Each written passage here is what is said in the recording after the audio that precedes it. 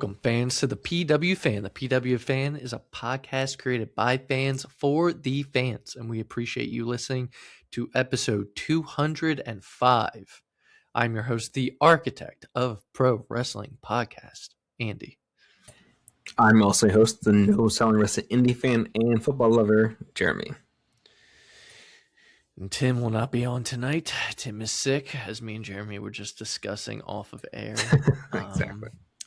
All right, this week we're going to be talking about, obviously, AEW Revolution. And we're going to be talking about a lot of build-up for WrestleMania, which is only a couple weeks away. Is it the beginning of April? What day is it? It's usually the beginning of April, right? Like WrestleMania 42 is exact date. Incorrect. It's like a month away. It's the 18th. Oh, okay. So this build. That's good because it does not feel like WrestleMania season. No, but like there was some stuff. I mean, the card got added to with a couple things last night. I felt like, where you could see the direction it was headed in, and they have a month though to like keep those storylines which is cool. I don't like things rushed, but I feel like that's like, How do you keep doing this Punk and Roman stuff for another month? I know they've already done the same thing twice, like from like this past Monday, and 2 weeks ago, where they did like a face-off. It's like, what else are they gonna have? They're gonna have a pull-apart brawl at some point. Yeah, I mean, on the SmackDown side, I can see now how they can drag it out, which we'll get into. But it still annoyed me, but it still annoyed you. It annoyed me because I wanted the other thing to happen that I'll say when we get there. I think we all did, but all right, let's get into it. Dynamite, AEW this week, Collision as well, all lead up to Revolution, which is as usual big card. All right, Dynamite, Jon Moxley and Claudio Castagnoli defeat Takeshita and Hechicero. Post match, the rest of the Don Callis family, Lance Archer and Mark Davis, hit the ring, beat Moxley down. Marina Shafir tried to make a save, but Lance Archer dropped her with an elbow. They've just been men attacking women, women attacking men lately. Davis got a chair, gave it to Takeshita. With Don Callis bouncing around on the ropes, Takeshita threw the chair down, refused to use it against Mox. And he making it clear he kind of wants to beat Moxley clean at Revolution. Callis tried to overrule him, but eventually backed off. Fuck Don Callis chants. Fuck Ice 2 chants also broke out. Yep. I love AEW. TNT Championship, Kyle Fletcher defeated Speedball Mike Bailey. Beforehand, though, MJF found Kyle Fletcher backstage, asked him to hurt Bailey for him since Bailey had kicked him in the face the week prior. Fletcher told MJF he doesn't take orders from him and he's going to beat Bailey up for himself, not for Max. I think Don Callis was right there, and MJF, I think, told him, teach your boy how to talk to the champ. Something like what he said, something like that. Post-match, though, like I said, Kyle Fletcher won. Bailey was backstage, said that they could go on about how the best man didn't win and how Fletcher needed to cheat, but that's not who Speedball is. So, I'll just say a quick thing on Speedball Mike Bailey. It's like he's so good in the ring and everything, but I feel like his character that he tries to do when he does promos is like he's trying to be like almost like an anime character. It's like it just gets weird sometimes. It's also like, and I don't know if it works nowadays. It's almost like a Ricky Steamboat. Yeah, and I feel like it's just like I don't know what the word is, over the top maybe, like talking like nowadays. People are just like, I don't know, but everything else I love about him is wrestling and everything else is cool. But it was just funny to me because I remember him giving a promo and I'm like, it's kind of weird. He's always like, he just leans into that a lot. I'm like, all right, dude, I get it. You're a ninja, cool. Yeah. All right. Brody Lee, rest in peace. Brody King squashed a local competitor. Before heading out, King said he'd been looking for Swerve all around San Jose, couldn't find him. So he was going into his match in street clothes because he wasn't even ready. Afterwards, though, he called out Swerve down, looked into the camera, says down the barrel of the camera. Looked in the camera, said that he'd see him Saturday. Immediately, a masked man in a black hoodie and ski mask jumped him from the crowd. Choking King with a chain, he unmasked himself to reveal Swerve. Took King in the ring, continued choking him. But Brody, did he break the chain? Yeah, he snapped it. He snapped it, yeah. Clean in half. Yeah. King got Swerve in the corner with a cannonball, wrapped the chain around his arm, hung Swerve over the ropes, taste of his own medicine, into a sleeper hold. Prince Nana ran out, flailed ineffectively. Do you use ChatGPT for these notes? Nah. Is that the one you use? What do you use? I use Claude. Claude? Okay, that's what I've been using now, too. Anthropic. Yeah. Just want to make sure. It's been better. It's been not as, bad when it comes to doing notes. It's definitely learning. Yeah. But it was enough distraction, though, for Swerve to break free, hit a shoulder, arm breaker before escaping. Yeah, I just feed it multiple sources, and I just say combine them into, one chronological, notes, basically. Sometimes they're really long. Like today's is just really long, but it is very long. I feel like there was stuff that just happened. All right. Are they called the Dogs in AEW and then the War Dogs in New Japan? Yeah, they just got rid of the war part. So, well, the Dogs defeated Darby Allin and Orange Cassidy. Post-match, Dogs were about to continue laying out their opponents. Roger Strong's music hits. He's been missing, as seen from the flyers, the missing posters that were going around. Came to the ring, teased working with the Dogs before throwing Orange Cassidy into them. Helped clear the ring. Hit an end of heartache on Connors, and Babyface stood tall. And then 6-man tag was made, unless it was made on Collision. Mm-hmm. But for that end of heartache move that he does, that's like the backbreaker, right? That he flips him in the air. Yeah, I love it. Yeah, that's such a crazy looking move. I don't know how he does it so clean. I'm going to try to speed this up if you keep scrolling through my notes because... Well, there's a lot of go-home shows for AEW, so it wasn't so much. Yeah. Willow Nightingale successfully defended her TBS championship against Persephone, who is the CMLL Women's World Champion. Then we had FTR and Tommaso Ciampa teaming up in a 6-man tag against the Young Bucks and Mark Briscoe. Afterwards, Ciampa takes a chair to Briscoe, choking him in the corner, setting up 2 chairs face to face, going up top, biting the wound on Briscoe's forehead. When did he get the wound? From the chair? The chair. Okay. Painted his own chest in Briscoe's blood before hitting an avalanche air raid crash off the top and through both chairs. You know, if Tim was here, he'd be like, "Oh my God, come on!" Yeah. All right, but this is why, I'm I have to speed up because there was a lot notes wise for this final segment, which was the press conference. Versus MJF's press conference hosted by Bryan Danielson, which wasn't a press conference in ring. It was pre-recorded, so the fans watching there literally watched their main event happen. So their main event was it's not a bad main event though. FTR and Tommaso versus Bucks and Mark Briscoe. I would think if you put it as a main event, this could have either just been in the ring, like a contract signing basically, or just just have it in the ring. AEW. All right. Bryan Danielson hosted the press conference introducing Page first, along with the stipulation that if he loses, he can never challenge for the AEW World title again. Before introducing MJF, Page said that this has always been about the World Championship, and he's going to take what MJF holds dearest. MJF said that the fact that Page is even in this match is sickening and stupid, and he's a winner, and he's leaving with the title. Page responded that MJF will be leaving in an ambulance and fans will leave with the most violent thing they've ever seen. It was pretty violent. It was very violent, I was going to say. MJF called Page a lucky shot who was out of bullets and will never challenge again. Page fired back that he is the master of deathmatch. Agreed. Texas Deathmatch. Texas Death. That's what he's won the title and ended careers in it. Whose careers did he end? I don't I was like, I don't know. Not an AEW. And MJF doesn't stand a snowball's chance in hell. He said he'll teach him one drop of blood at a time. When asked who he is if he doesn't win, Page, before saying that's not happening because he's winning, MJF said since Page isn't winning and never will, he'd like to toast with beers, then demanded to give Hangman a beer personally by throwing it at him. Oh, no.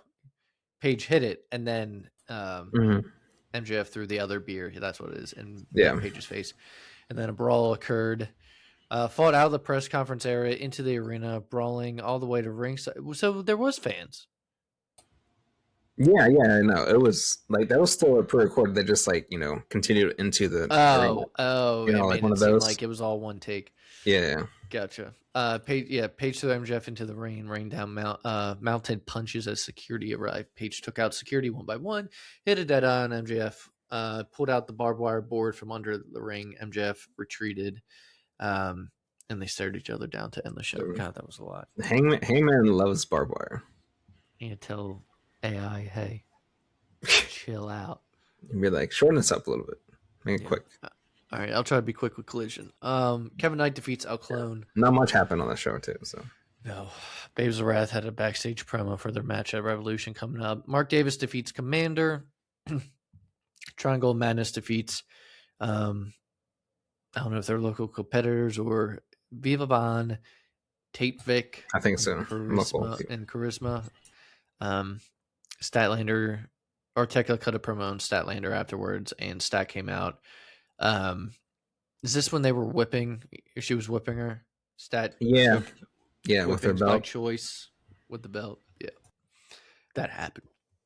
Shafir cut a promo on Tony Storm.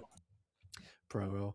The Demand defeats Bang Bang Gang. Jack Perry cuts a backstage promo because he's in the main event of the 0 Hour, which I forget the name of it, but it will be in my notes. It was 0 Hour, was it? Yeah, but the match, what it was called. The national title one? Yeah. Timeless Tony Storm cut a promo. Lena Cross with Megan Bate defeats Mina Shirakawa, and the main event was Andrade El Idolo defeating Mascara Dorada. Good match. Yeah, Andrade's been on fire. Yeah. I'm gonna go in WWE and then into Revolution because sounds good. A good way to end it. All right, Raw from March 9th, opening segment. Adam Pearce calls out Seth Rollins to open the show. We'll talk about this whole thing because there's flack online about it. After an elaborate entrance involving a dozen masked men, I watched a guy make a video of like how many times have they done the masked men in just like so many times, right? A few years. Yeah, it's been a lot. Yeah, that's why the joke is that like the new wrestler is always it's like the masked man, the new wrestler. Black. Yeah, there was a dozen masked men. Rollins was one of them. Pierce told Rollins not to go to the war with a Vision, reminding him he's only 5 months removed from surgery and not yet cleared to compete. During that whole thing with that elaborate is this he says we've known each other a long time and I didn't need that. Is this the Raw where they like all shuffle around and leave? Yeah. Oh my god, that was so funny. People were like, "This is a very Vince McMahon." They're like, they definitely do not look as cool as they think they do right now. It's like, why are you shuffling around and doing all that for Adam Pearce? It doesn't make any sense. I know. If you're just gonna take it off anyway. Logan Paul, Austin Theory interrupt, cut a promo threatening Rollins. Masked men return. And they start shuffling around to prevent an attack. No sense. And also, it's funny if we were like, this guy is definitely not Seth Rollins, and it's like a really big guy who's dressed as the masked man. Yeah. Paul Heyman was announced to be out indefinitely. I mean, we'll talk about it next week. But leaving Paul and Theory that night on their own. LA Knight hit the ring, followed by the Usos, and beat down the heels. Beat down Paul and Theory. Sending them to the arena floor. All right, number one contenders gauntlet match. Do you want to add to it? No, I was just going to say, so is the Vision down to Logan Paul and Theory right now? Right now, yeah. That's crazy. I don't even know what they do with Rollins. Unless it's like a handicap match. Number one contenders gauntlet match. Io Sky, Lyra Valkyria, Raquel Rodriguez, Ivy Nile, Bailey, and Asuka. Winner was Bailey, which earned her a Intercontinental title shot the week after, which was last night as we're recording this. Backstage, the Usos were interviewed earlier in the night, hinted that they had something to say to CM Punk about his comments to Roman's late father, Sika, the week before when he told him that he was going to bury him next to his father. Right? That was the line. Yeah, that was 2 weeks ago, right? From this one? From a week before what we're talking about, but 2 weeks yeah. Recording. You're right. Yes, correct. Backstage, El Grande Americano proved to be impatient for Danhausen, who attempted to curse him ahead of his title shot with with his title shot after their original Americano refused to team with him, and did so with the new El Grande Americanos. What are their names? Raya. I have no idea. It's like Raya and something. Is it? Yeah. By the time the match came around, OG Americano was nowhere to be found. Imposter. I hate. They just need a new name or something. But new El Americano. Ludwig. Yeah, I was gonna say when you say new, that's Ludwig, right? Just start saying Gable and Ludwig. Yeah. There was a video package Air putting over Stephanie Vaquer ahead of WrestleMania. She cut a promo, said that her issues with Liv is not out of jealousy, but that Liv is too ignorant to use the things handed to her and hides behind Judgment Day and what she called a trashy man, squandering gifts that others would kill for. Obafemi defeats Rusev. Backstage, Kofi Kingston had a heart-to-heart with Javon Evans, telling Grayson Waller to leave, then telling Evans he sees a lot of himself in the younger star, wants to help him avoid the pitfalls like Kofi did. This plays into last night, I believe. That this whole storyline continues. Yeah. He proposed that Evans joins the team to have his back. He didn't give him an answer in the end.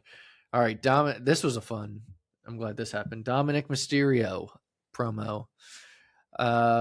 So the week before, Dom lost the title to Penta. Dom comes out. He got cursed by Danhausen. Yes. I like how he's like, fine, then you are cursed. And the whole crowd saying 3 words for you. And dude, the fans have come around. Yeah, that was so quick. Done well on his debut, but yeah, that was even funny. Like the day after his debut on Raw, and he's like, I debuted to. Dude, every segment has been funny. I don't care what anyone says. I know, he's great. Okay, so Dom hit the ring with Liv and Raquel. When Morgan asked backstage if he wanted them to accompany him, he said, of course. Dom called out Finn. Dom called out Finn and blamed him for the title loss. Finn Balor blamed him for the title loss. Balor came out with JD, told Dom that he had spent years trying to protect him, but sometimes one has to learn how to fight his own battles. He then said maybe Rey Mysterio was right, that his son was a spoiled little prick, which Dom ended up giving him a cheap shot. Or did Balor hit? No, yeah. Dom hit first. Balor did the Pele kick. Yeah, the Pele kick, yeah. And then JD McDonough, who Balor trained, betrayed Balor, joined the Judgment Day, including the women, in a 4-on-1 beatdown of Balor, used a timekeeper's hammer and a steel chair, and Judgment Day stands tall. So we've been talking about this for a while. It would be Dom versus Finn at Mania. Yeah. I was going to say, do you think from now until then, it's going to be like Balor versus all of them? Was he going to take out the women? Well, WWE, they can't do that. AEW doesn't have like a blood and guts match, but bring in Carlito to have his back. Bring him back. In case you forgot he was in the Judgment Day. Yeah, that was a funny time. All right, the closing promo. CM Punk hit the ring. He's been closing the show pretty much weekly, right?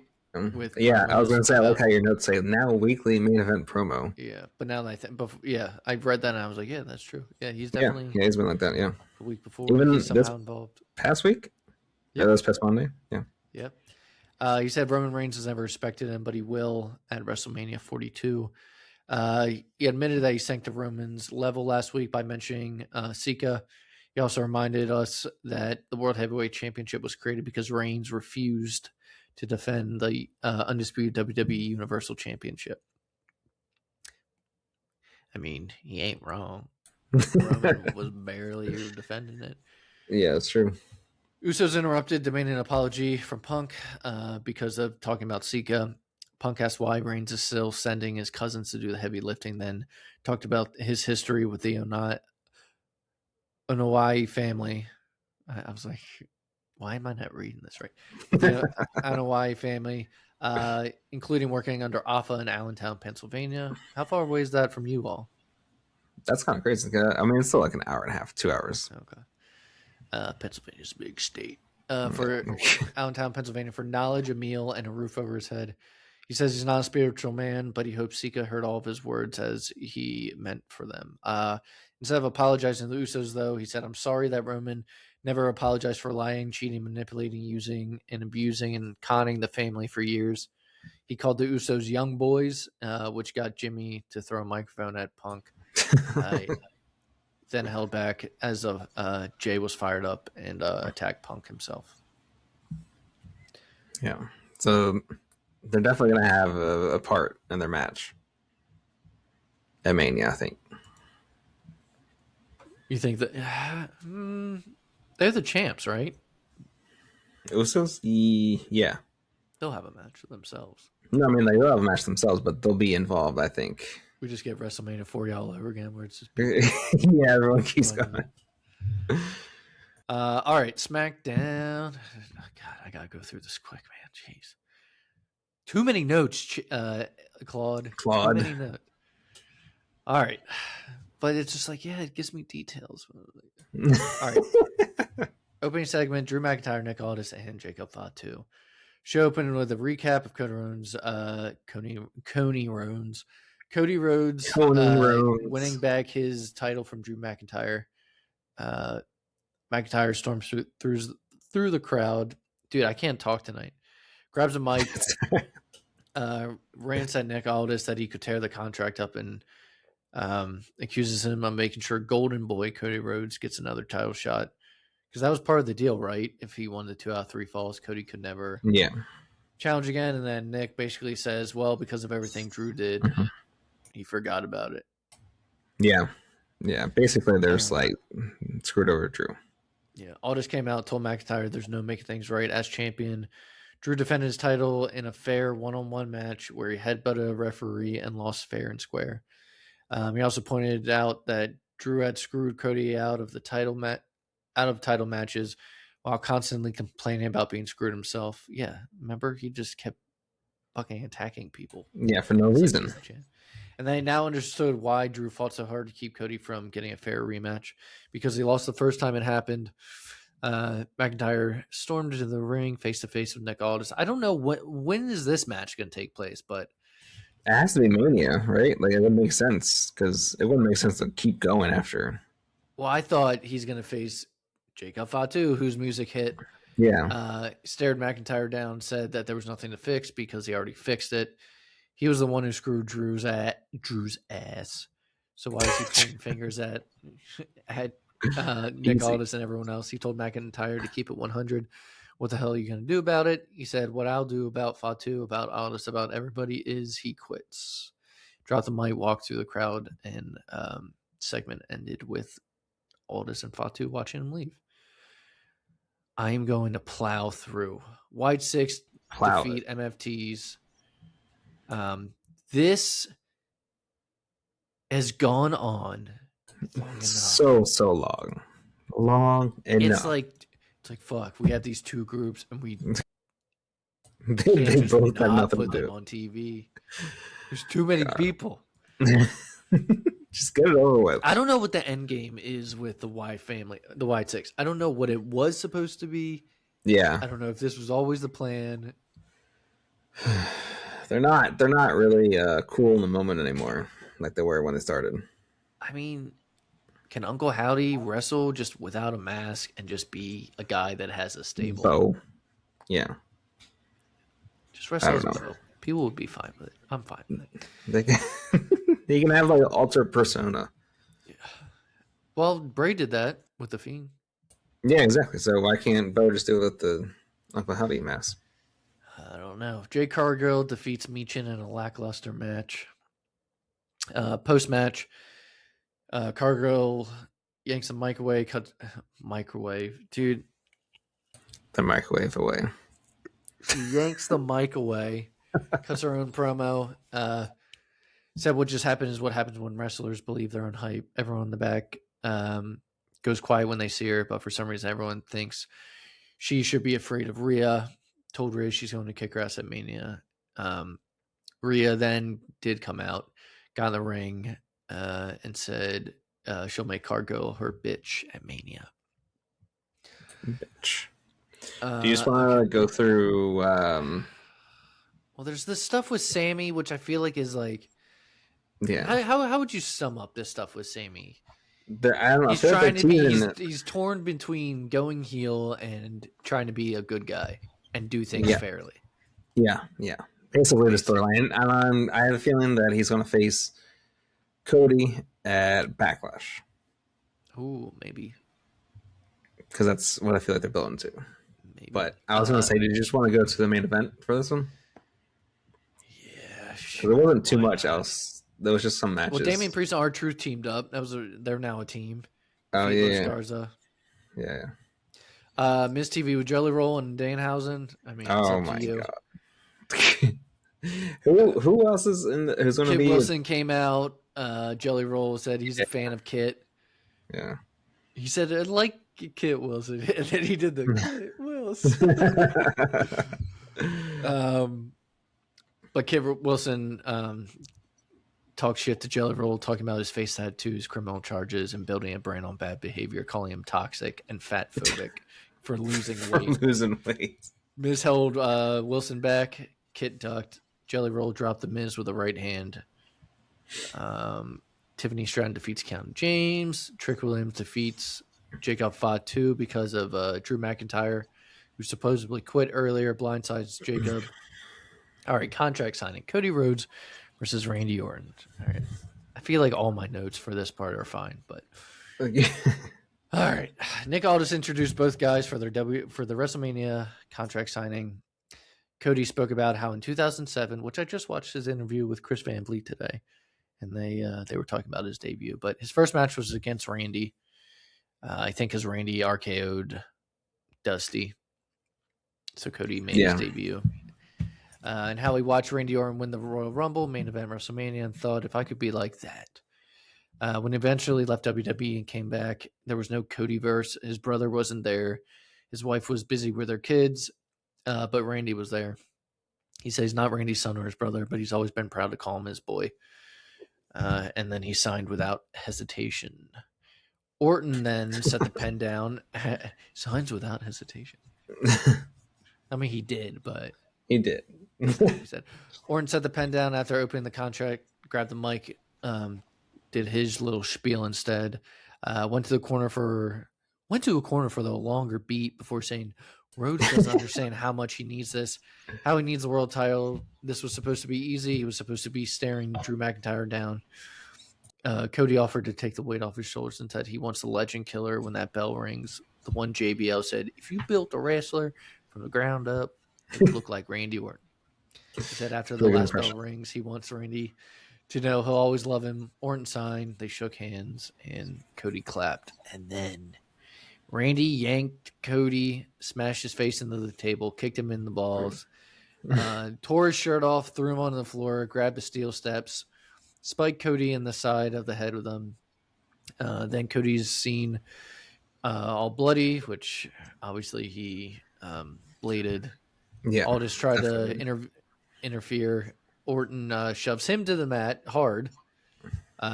Randy cradled Cody's heads, laying in crossface blows and smashing his face into the steps, starting slowly and gradually speeding up as As if the voices were winning.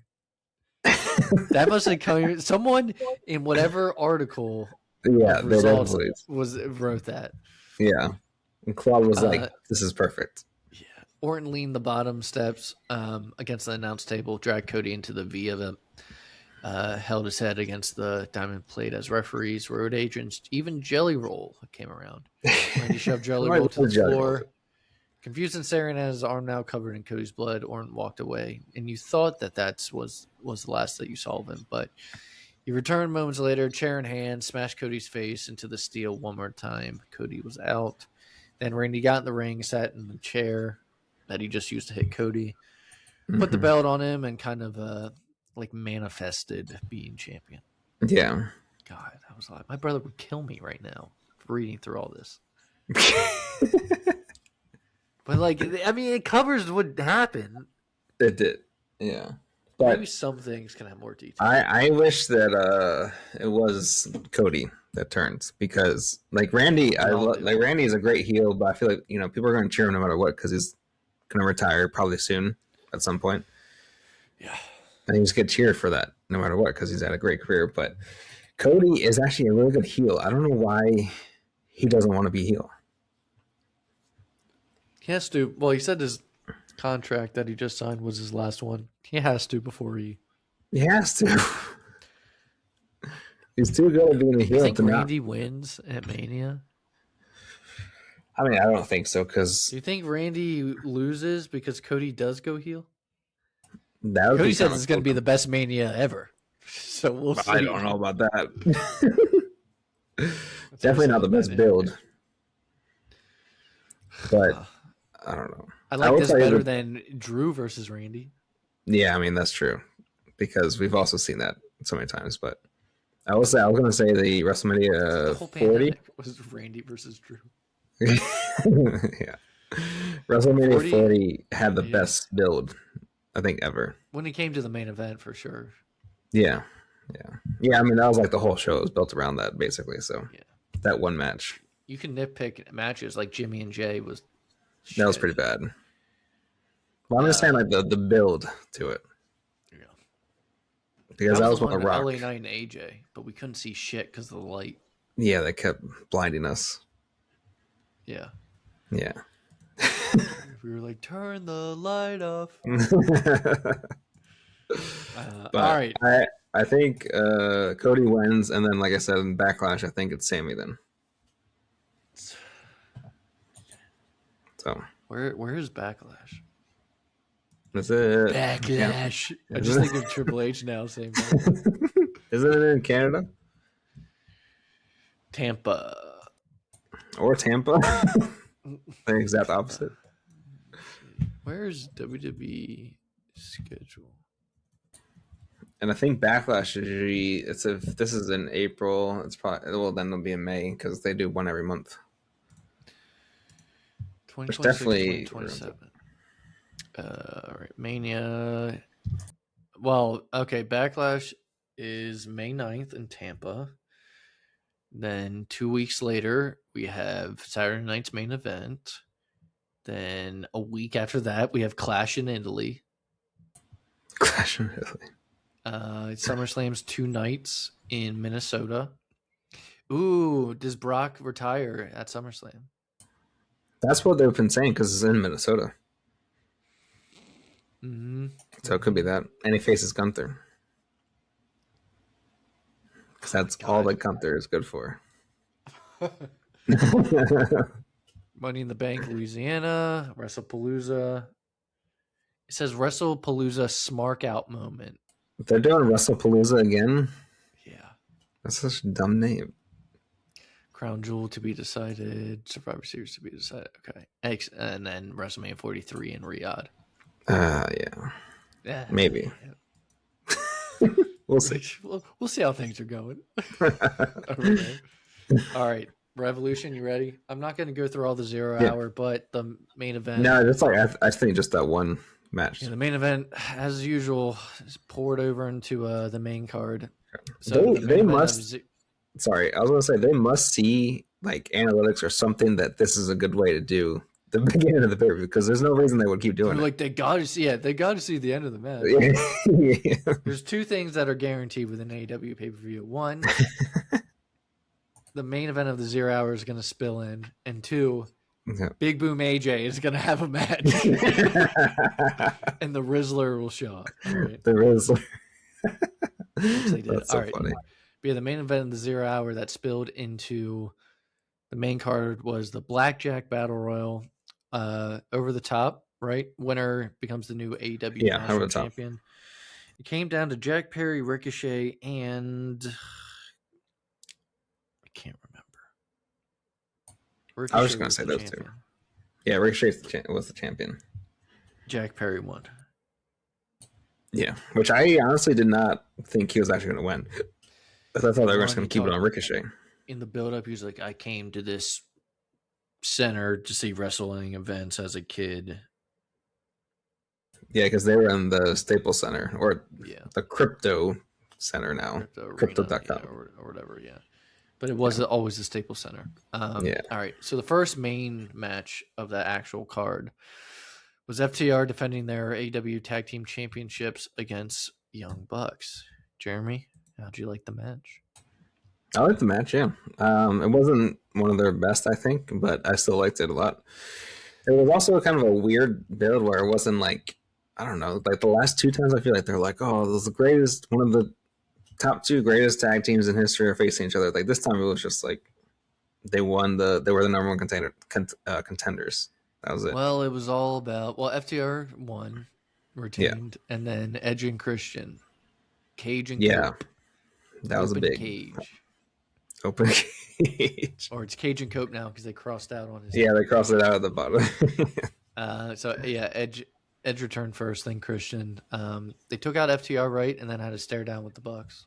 Yeah, because they were holding the titles. And then we get a 3-way. That'd be pretty cool. I mean, I don't think we've ever seen Edge and Christian against Young Bucks, right? Or FTR. No, we got FTR. Oh, did we? I thought it was that's like they took out Beth. Trios thing. I thought that's when they took out Beth. Oh no, you're right. Yeah, you're right. Yeah. And so he's R for revenge. It was Evenge, and then the R came up on the screen. Yeah. All right. Then we had Timeless Tony Storm versus Marina Shafir. Was time cut from this? My friend Corey was like, "Oh, time was probably cut," or did you say it? No. I think that makes sense. So I was like, time was probably cut because the thing spilled over. Yeah, the 0. I feel like that was planned. But if it's planned, then yeah. Yeah. Tony Storm ended up winning, and then the crowd went mild for the debut of Ronda Rousey. They went mild and a bunch of boos. Yeah, because she's talked shit about wrestling and then still puts his face. Like, why is she here? I mean, I guess Seth talked about her on Shannon Sharp's pod. Yeah, I think there's other people have been like she's like naive or whatever they're talking about for wrestling. But I guess it makes sense for Marina Shafir because she has kind of the MMA like style fighting. Well, but I don't get the connection. I guess because the match after this was Mox and Takeshita, right? Yeah. So I guess, and they made their entrance and passed them, and it made it sound like that Ronda's either joining the Death Riders. She's. It's a team full of killers. She also has a fight coming up at the. That's what I said. I was like, she's fighting, actually fighting. Maybe she's probably gonna lose that. Team up and go for the titles. Fine. I mean, yeah, that'd be good with me. Makes sense. All right, Takeshita versus Moxley for the AEW Continental Championship. This match had too many near falls. Yeah, towards the end, I was like, okay, like everything they did, it was like you could have won there. Yeah, and the commentators did that as well. That's it. Moxley ended up retaining. This was a good match. And I almost forgot that they were the ones that took him out, but then we had another return of Will Ospreay. Third one in a row. Won't be the last. I joked around. I was like, this whole night's just going to be people coming back. I know. And you were right. But Will Ospreay returned. I had forgotten until commentators said it that it was Death Riders that took him out. Yeah. Did you? So he came Will down. Probably wins the title from Mox. Yeah, which that's fine. Which he came down and took out took out all of the Death Riders, which I guess that was planned, like for him to do like the clotheslines and all that stuff, but not to do that flip off the rope, like moonsault off of there and land on him and almost hit his head on the side of the ring. Because he had what's it called, double infusion neck surgery 6 months ago. He was still doing like everything. Yeah, he came down and did like all the flips and everything. Everyone's like, ugh. He looks in shape. He looks like he lost like a good amount of weight too, like a healthy amount. He looks more fit. I don't see Kevin Nash complaining as much about it anymore. Was Kevin Nash saying stuff about him? Yeah, he was talking about Will's body one time. That's so funny. Nash, Will, Ospreay, body. But people went crazy for him when he came back too. What did he say? Did he call him like, what does Triple H always say? You skinny fat. He says to get in shape. Yeah, that's what he told him. I mean, he's lean now. Someone was like, oh yeah, because Kevin Nash is shredded. Kevin Nash was just part of that bodybuilder group. Yeah, what did he say? He said, I watched AEW. It aired last night. Everybody looks like indie guys because nobody looks like they take care of themselves. We had Orange Cassidy versus that large, very pear-shaped black man, Shane Taylor. Oh my God. It was very hard for me to believe that big fucker got his ass beat by someone who had his hands in his pockets 50% of the match. And they said, and Ospreay needs to get his body in better shape. He just turned 30. Come on, man. Oh my God. He said, the Bucks start their entrances. They do the biceps pose. If you're going to do that, that's great. At least go to the gym. Like the only fucking cut on their bodies. Oh my God. If you take away the crack of their ass, they don't have a crack in their body. They used to be in shape. He's always doing his pod with like his headset. Yeah, I know. Yeah. He says some crazy things sometimes, and then there's other times I'm like, that's absolutely right. Yeah, you're like, you ain't wrong. Yeah. All right, Babes of Wrath defended their championships against Megan Bayne and Lena Cross. New champs, Megan Bayne, Lena Cross. Yeah. I wasn't like too invested in this match, but it was pretty good. It was fine. Yeah. Swerve Strickland, Brody King. This was a good match. Yeah. Swerve ended up winning, and then we had a return, Kenny Omega. Which I didn't think it was going to be here because they said he would be in Japan. So they already had a match, though, right? On TV. Swerve? Yeah, and Kenny. Yeah, and Swerve won. So what are we doing? Because that's when, because after the match, that's when Swerve did them through the table and all that stuff to like put him out of time. Why are we doing it again? I guess because of that reason. All right. This was cool. 2 out of 3 falls. Tekla versus Chris Statlander for the AEW Women's World Championship. Yeah, that was pretty good. Always goes to 3. Don't ever think it doesn't. It never. If someone won 2 in a row, I'd be like, okay, that was pointless then. When it was Tekla, I really like her run. I really like her and what she's bringing. She's been great. Wise and everything. Yeah, like I wasn't really too familiar with her before. Not sold on her for months. Yeah, and then she became champion. And I'm like, week after week, I'm like, she's actually pretty good. Yeah, her promos are fun. And then we had Okada, Proto-Okada, and Mark Davis teaming up and defending their Trios championships against Mystico and Jet Speed. Good match. Mystico and Jet Speed won. Why did we take the belts off of Jet Speed and Hangman at all? I guess because they wanted Mystico. Because then they announced that he signed with AEW. like after they won. Jet Speed was dressed like Mystico. They each were trying to wear a mask. Kevin Knight and Don Callis' family had the Trios Championships for like 2 weeks. Yeah. Cool. Right? Yeah. Something less than a month. Yeah, they better keep these titles where they are now, because I feel like they did some switching around recently because of new signings. Like with Ciampa and the TNT title. So hopefully that's it. No more hot potato. No. Last 3 matches. Bandito versus Andrade. Fun match. Fun match. And the pop that Andrade got when he took off his pants. Yeah, they always chant, take your pants off. Andrade's like ladies man gimmick. Yeah.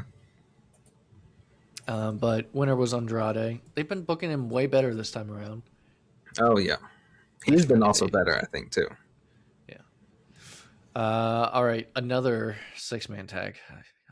Darby Allin, Orange Cassidy, Roderick Strong versus David Finlay, Gabe Kidd, Clark Connors, the Dogs. I honestly forgot this one was happening on the show. Yeah. Winner was Team Darby. If I remember correctly, Gabe Kidd got like his hand stuck. Yeah. Near the stage. Ended up being like a 3-on-2 for a second. There's nothing that like stood out for me, but I'm honestly kind of surprised because David Finlay just debuted with AEW, so you would think he'd win. His brother's in NXT.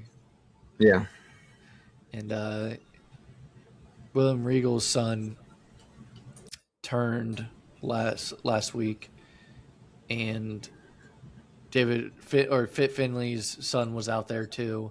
And right before William Regal, they both come out, right? They both came out, and then that's when William Regal's son turned. Yeah, that's right. Yeah, it's cool. They both walked out together. All right, main event. I like this match. What? I can believe it. Yeah, you like this match? Texas Death Match, MJF, Hangman Page for the AEW World Championship. I tend to like all of Hangman's death matches on pay-per-view. If you go back to our episodes, most of them I like. Most of that, like, I loved everything with Swerve. Like Moxley, all in. What I mean, it was Hangman in it. I've liked. That's when he won the title from him. Yeah, I mean, I usually like these. I don't know why. That's funny though. Maybe because the build is usually like good. Yeah. And I mean, there were spots on here you'd be surprised that I liked. All right, first of all, I'll say MJF did spots I didn't think he would ever do. So yeah, me too. MJF. I did not think he would take half of these bumps. Some of those spots. Some of those spots were the glass. Got slammed on the glass, dragged through the glass. Yeah. What? Oh, the what made him bust open though? The light. The light tubes on his back and his head. The skewers. The back looked bad. Yeah. The skewers. But what made him? The barbed wire. The barbed wire hit. Barbed wire, yeah, around his mouth and everything. Hangman got the needle put through. The syringe through the side of his cheek, like literally just poked through. That was crazy. Just to prove to you, he squeezed the liquid out. What other spots?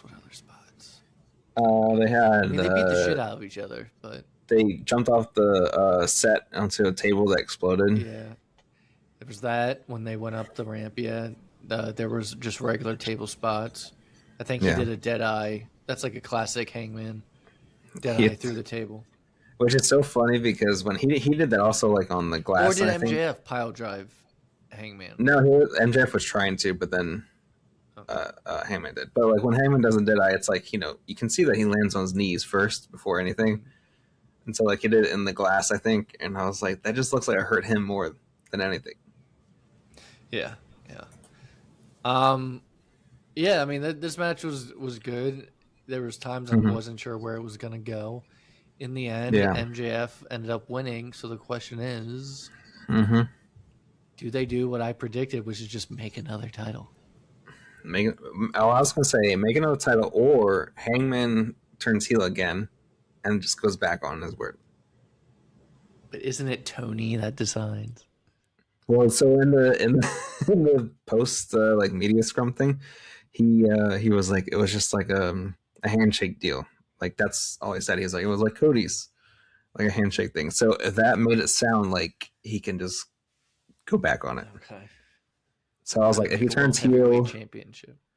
Yeah, if he turns heel, then he goes like, crazy again. He can just be like, I don't care what I said, sort of thing. Just another turn. Okay. All right. Who becomes MJF's next opponent? I have no idea. I was going to say building towards Kenny and MJF. Yeah, I was going to say Kenny because what's the next pay-per-view? Do you know? Isn't it usually Double or Nothing? I think so. Or is it?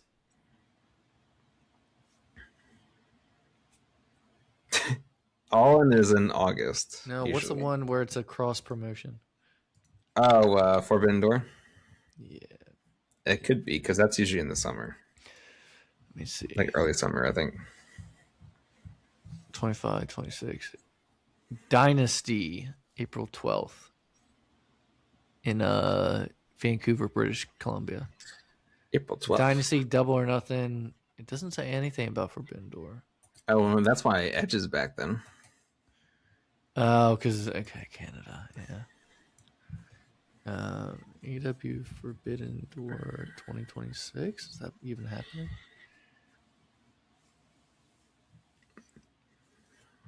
I don't even know if it's coming. All right. Well, the people that didn't come back still know Jay White, still know Jericho. Yeah. Jericho. So his deal was frozen, is what they said when he was hurt. Right? Maybe we would get Jericho and Brock. They never wrestled. Maybe that's what we get. That'd be kind of crazy. They never wrestled. They got in each other's faces. He really real life. Kiss me. Yeah. So what the fuck was that? Fight me or kiss me. Yeah, that shit last night on Raw was crazy. And what about AJ? You're still hoping? I mean, it wouldn't be until after the Hall of Fame and Mania. Yeah, but that's only like another month though. Yeah. So I don't know. Kenny becomes champ. AJ goes for AJ debuts at All In, maybe. I wish. I know. I'm not going to get my hopes up. I'm not going to do that. All right, that is the show. Jeremy, anything you want to add? No, I think that was it. It was a good pay-per-view too. It was a good pay-per-view. I mean, they usually are for AEW. It's a long pay-per-view though. It's long. That's. I'm just glad they don't. 4 hours. Yeah, it's 4 hours. Yeah, I'm just glad they don't do this every month. 5 if you include the 0 hour. Yeah, can you imagine every single month you're just like watching a 4-hour show? And it was a Sunday this time. I was like, come on. I know. Yeah. So, all right. Check us next week for episode 206. Thanks for watching, guys.